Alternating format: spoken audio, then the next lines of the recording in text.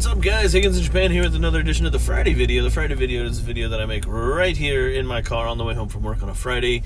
And it is currently Saturday morning, so I'm already off to a great start. It's Saturday morning because I didn't make a video yesterday, because I didn't go to work yesterday, because it's the end of the school year and I had vacation days to use up. And so I used up some of those days on Fridays and took the day off. So I was meaning to make a video yesterday, but you know how things go. But yeah, so let's just jump into it because I'm going not super far today, but who knows based on traffic how long it'll take us to get there. So yeah, so it's the end of the school year, and so I wanted to make a video kind of about the end of the school year and kind of how I go about the end of my school year. So as you might know, I'm at a new school this year. So yeah, so basically, before I get into that, basically what I like to do at the end of the school year is just kind of, whether I'm at a new school or not, go back and kind of look at the lessons that I taught or the activities that I taught or the things that I did in class and see what worked and see what didn't work. And especially, it's great to do this at the end of the year, especially because you are going to have a lot of free time anyways. And so one, gives you a chance to go through maybe your notes or your notebooks or your like lessons that you've either typed up or whatever, and kind of organize things for the next year. But also gives you an opportunity to, like I said, go over what worked and what didn't work. And for me, a couple aspects. What I usually do, I'll just tell you.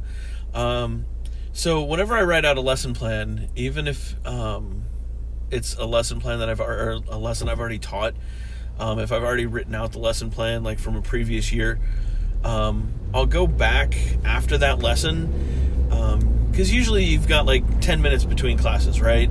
And so even if you have like a pretty busy day, you still have like a couple minutes, and I would suggest like maybe just take 2 minutes and out of that 10-minute period, and just quickly jot down things that went well or things that didn't go well in the notes of that lesson plan, because especially in the moment, because then you'll remember it right away instead of a week or 2 weeks or at the end of the year going, did that work? I don't remember if that activity worked or not. You can just quickly jot down. Sometimes I've even done that in the middle of class. Like if something's going well, I'll just grab my pen quick and write next to the notes like yay, or so, not yay, but just, this went well, or this is going well, or whatever. It's something that you can kind of do if you can multitask in class. But yeah, take some time after class, like right after class, and basically just jot down a couple notes of like, hey, this went well, or this didn't work out the way I thought it was going to, or I probably could have gone there and we would have been okay, but I will just wait at this light. That kind of stuff. Like, hey, this activity the kids didn't understand. And why didn't they understand it? Were the rules too difficult? Did I not explain it the right way? And here's a pro tip, is that if you play a game in class that the kids already know, maybe it's like, for example, like a telephone game, they already have that game in Japan. Kids already know that game. So if you can figure out activities to do that are based on things that they already have games based on here in Japan, then explaining a game won't be that difficult for you, especially if you demonstrate it, which is also a key thing. There's a lot of information going on in this video, by the way. So, but yeah, so back to the whole notes thing. Like, just keep track of your notes and keep track of what worked and what didn't work. So then that way at the end of the year, you can kind of flip through all of your notes and kind of, if something didn't work, figure out why it didn't work and a way to change it so that it works next time, or that you can do something that maybe you think will work next time. And then that way for the next year, you've got kind of like an updated notes version. And I have notebooks from back when I first started teaching here in Japan that I can pull out. I mean, they're obviously like in a box somewhere, but like I can still pull them out and say like, okay, this is the origin of this lesson, and how things have evolved over the years. I can like go back and look at that. Yeah, so just being able to evaluate yourself will definitely help you for the next year, assuming that you're going to stay in Japan and teach for more than 1 year. But yeah, so that's what I do. Something specifically that that didn't work for me this year. So I will admit, despite being an A+ rated teacher. Wait, hold on. Yes? Oh, that's not a thing. That's not a category that anyone uses. Nobody knows what an A+ teacher is, or a double A+ teacher is. No, okay. So despite being a double A+ teacher,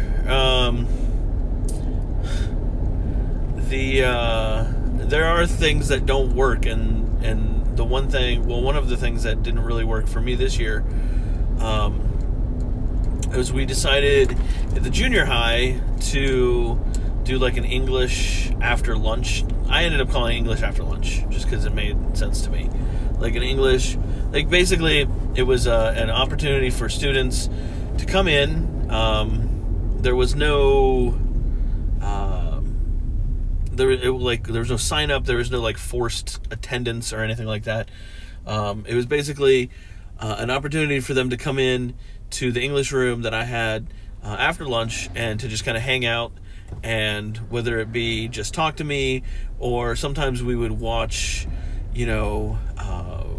random like English cartoons, or listen to English music, or we would watch I found a really cool video series of Rakugo in English, and Rakugo is like a Japanese way of storytelling, and so it's those stories but in English, and so it's again something that the students already are familiar with. They know what Rakugo is, and it being in English is like a cool way for them to see, oh, this is the same thing that I know but in a different version. Now it's in English. What are the differences? And again, that's what you can use as like it's a way of teaching without being in the classroom and teaching per se, right? Because then you can say, okay, like, oh, this is the story that you know in Japanese. What are the differences in English, and what are some of the similarities? And you can have a conversation based on this story, and it's really cool. So that was the idea, was to have students come in after lunch, that were interested in maybe improving their English. The problem is at the beginning of the year, it was pretty well advertised by most of the Japanese teachers. I would come into the classroom, hey, if you want to talk to Andrew Sensei after class, or, after class or after lunch, go to this classroom and he'll be hanging out there, and you guys can, watch something or talk about, music, or just, whatever the case may be. So at the beginning of the year, we had some kids, and at the end of the year, we had some kids, because kids remembered, oh yeah, this is a thing. But towards the middle of the year, like, it would just be me sitting in there watching NFL highlights, like, going, well, somebody will eventually show up. And the whole idea of, like, if you build it, they will come. Yeah, but you also need to advertise it. So, if I'm given the opportunity to do it again next year, because they've apparently requisitioned my room. Is that the right word? I don't know. That's might not be a word. They've commandeered my room, and so I'm either getting a different room or not a room at all. So we'll find out. But if given the opportunity again next year, like, what should I do, or what should I do different? So, things that I came up with. Oh, get off your phone, lady. Like, you can always tell when people are on their phone. It's because they're always, like, the light changes, and then 10 seconds later they finally realize that the person in front of them is gone, and so now they're gone. Or you notice the head bob through the window. They're doing this the whole time, and they're not falling asleep. They're just sitting there checking their phone, and it's the most annoying thing in the world. Stay off your phone, people. As I record a video in my car on my phone. But I'm special. But, so what didn't work? And so it wasn't well advertised, and it wasn't well advertised throughout the year. And while there was structure to it, I still don't want there to be a structure to it. I want it to be a free-form thing where, one day if students come in and they say, hey, we want to listen to music. At the end of the year, I had some students come in, and they're like, oh, are we going to watch YouTube today, or are we going to listen to Spotify? So they, letting them choose kind of what they wanted to learn or what they wanted to talk about, that's key for me. So giving them the freedom to do that, I'm totally okay with. So having it not be structured is okay. Also, I don't necessarily want there to be a sign-up sheet, because I don't want students to feel like they have to show up, or it's something that's required. I kind of want it to be just a free-form thing, right? So these are all things that I will do next year, right, and see if they work out next year, and see if those things work out. So always to round out the end of this, because we're getting on to almost 12 minutes here, and you're probably asleep. I think taking time at the end of the school year to evaluate yourself, because you're not, quite honestly, nobody else is going to do it. I've been doing this almost 10 years, and I can think of a very few handful of times when someone has actually said to me, either, hey, this didn't work, or what can we do to make this better? So a little bumpy road here. It's gonna kind of be up to you to evaluate yourself and say what didn't work and what did work, and what can I do better next year to make this lesson or this activity or this event better.